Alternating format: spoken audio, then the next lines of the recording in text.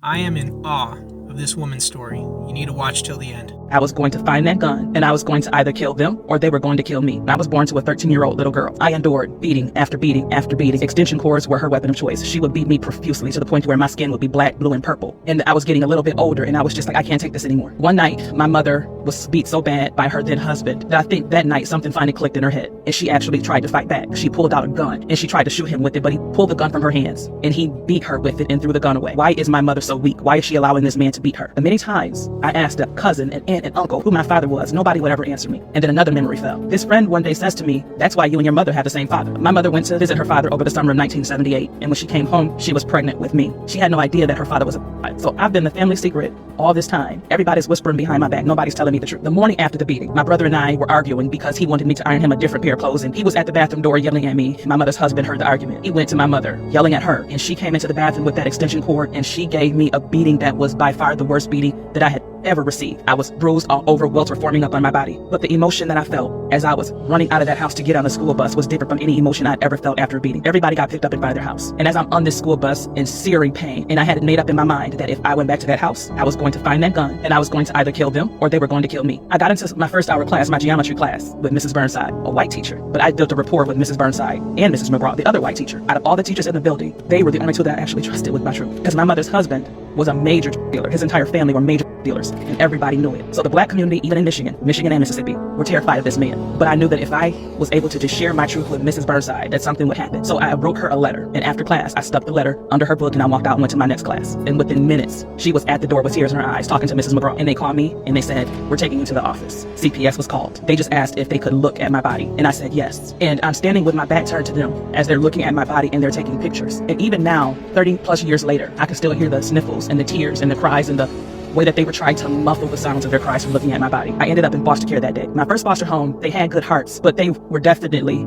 a family that no foster child should ever be with. Because one of the daughters, her boyfriend, was a major I just left a major dealer, and now I'm in a foster home with a daughter whose boyfriend is a major. While they were all nice, the children and her boyfriend were all nice to me, I still had to experience the domestic violence between the two of them. I woke up one morning getting ready for school, and I could hear my foster mother on the phone screaming and yelling into the phone. And I hear her say, I'm sick and tired of my check coming late. Y'all keep sending me my check late. I don't work for free. Y'all can have this girl back. And her daughter came upstairs and she said, take this trash bag and put your stuff in the trash bag. 7:30 in the morning before DHS evens open up. And in Mississippi where we were, the caseworkers, their offices were in double wide trailers. Porch attached to this double wide trailer. My foster sister pulled up to that porch, told me to sit on the porch and wait for the foster worker to show up. So at 7:30 in the morning, I'm around 14 or 15 years old with my belongings in a trash bag in the dark pretty much because the sun hadn't even quite come up good, waiting for my social worker to show up. So my foster care worker, she comes, lets me into her office, and she's upset, scrambling because clearly she wasn't expecting me. They did end up finding me another foster home that day, thank God. I didn't have to go into a group home. I went into my second foster home, which started out being a really, really, really good foster home. My new caseworker had become fond of me. She had realized that I was extremely intelligent, that I was extremely vocal, and that I would make a great speaker. I didn't know until she brought it to my attention that the Kellogg Foundation had sponsored a group of foster teens in the state of Mississippi that had just formed. The team was called the Speak Up Now team, and they were recruiting foster youth. Not only had I been prepared to tell my story, but in sitting in these meetings with other foster teens listening to their stories, my story didn't seem so bad. They put us in front of a crowd, we spoke. I spent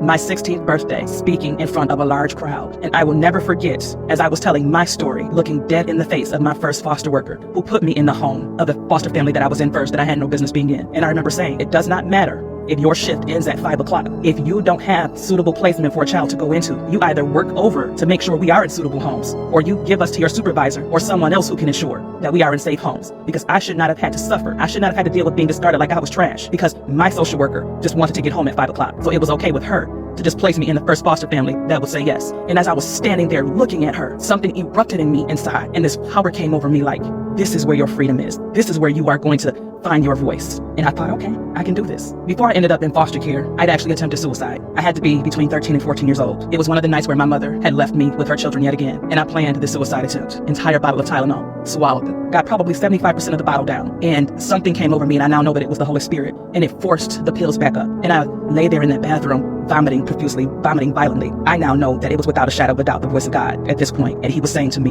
Lakeisha, I just need you to trust me. If you trust me, I will use you.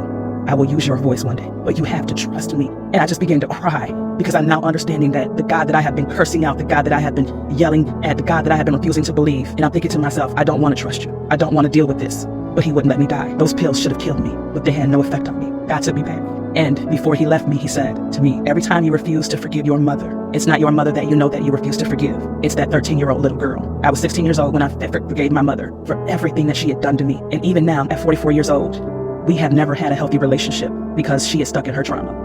And months later, the Speak Up Now team, the SUN team that I was a part of, we were successful. In 1996, the state of Mississippi modified their termination of parental rights bill. I was in my junior year of high school when my foster family started to decline. My foster parents were having marital issues. Their daughter was constantly stealing from me.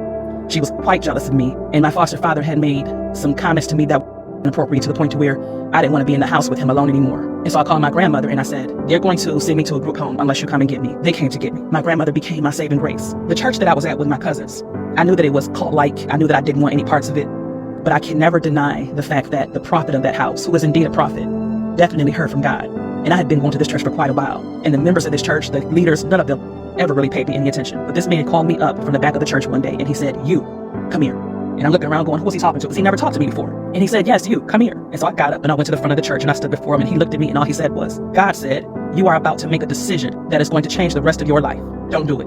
And I thought, if I'd known that, I would have actually listened. But at almost 18 years old, I should have listened. I knew what I was planning to do. I was planning to have my fiance come and get me and take me back to Mississippi. That's what I should not have done. But I did it. I went back to Mississippi, ended up breaking up with my boyfriend and ended up connecting with a childhood classmate from Mississippi. We connected when he came off from the military and ended up hooking up. I moved back to Michigan in the midst of us hooking up, and we kind of separated our ways because he was in the military anyway. Even though I had come back to Michigan, that hookup would lead to an 18-year detour in my life, and I ended up getting pregnant. I spent my daughter's first 18 years of her life healing from traumas, running from other traumas, focused on being the best mother that I could be to her, not focused on Lakeisha at all. God was on a shelf. I had not been in church from that point up until the time that my daughter was about 5 years old when I had an encounter with God, laying in bed with my daughter asleep, and I got woken up, and it felt like I had a 1,000-pound weight on my chest. I could not move. I could not scream for my daughter. I could not move. All I could do was lay there, and with tears rolling down my eyes, I thought that I was going to die with my daughter laying in the bed next to me. My relationship with God at this point, it's solid. I'm talking to him, he's talking to me, he knows that I don't care for his people, i.e. his children, which is why I hadn't been in a church, but my relationship with him was solid. And I heard him distinctly in the midst of me crying inside and tears falling down my face, saying to me, Lakeisha, do I have your attention? And I'm thinking to myself, yes, God. And he says to me, Tabernacle of David. And I'm thinking to myself, yes, okay, yes, Tabernacle of David. Please get this weight off of my chest. Please get this weight off of my chest. Please relieve me from this pain. The weight lifted off of me. I was able to get up and I was able to run downstairs 2-3 o'clock in the morning, go to my computer and type in Tabernacle of David because I never heard of this Tabernacle of David. And once I looked it up and the church came up, I thought, I've been in that church. That's Pentecostal Outreach. And I'm looking at the computer going, they must have had a name change because now it's Tabernacle of David and this is where God wants me to go. Mother's Day weekend is when this happened. Mother's Day weekend 2007. I got up on Mother's Day, got my daughter dressed. I said, we're going to church. But I walked into this church just knowing that I was supposed to be there and sat down ready to figure out why God was sending me there. The pastor over the church, she was ministering the word in a way that I had never heard the word ministered before. She ministered the word in a way that resonated with me because it felt like she was definitely one who was truly hearing from God. And I remember thinking, wow, I'm supposed to be here. This is the ministry that I'm supposed to be a part of. I stayed in that church for approximately 8-9 years. All of that stuff was a distraction to keep me from who I am today. But even in the midst of the distractions, God was from an early age developing my voice.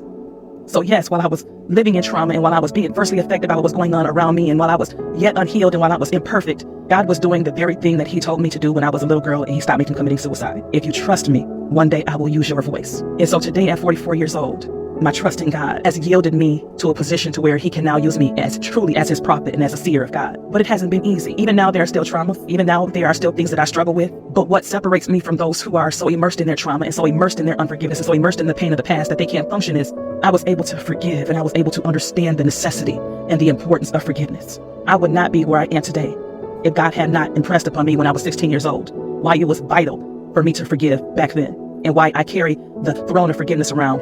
Unforgiveness would have kept me chained to the trauma. It would have kept me chained to the trauma of the past. It would have kept me bound. It would have kept me unusable to God. I now recognize my traumas. I now recognize my triggers. I now have the power, thanks to God, to control them before they overtake me. I am not defined by what I come from. I am not defined by anything that happened to me. I am not defined by my conception. I am not defined by the natural DNA in my blood. I am defined by my resilience and my faith in God. I am defined by my ability to say, yes, this happened to me, but it also is evidence of the mantle that God has called me to. It is also what God has used. He's taken pain and turned it into purpose. God has a purpose and a plan for it all. What the enemy means for evil, God will indeed use it for his good, just as he is using me. Make sure you share this story to inspire others and follow for more testimonies like this.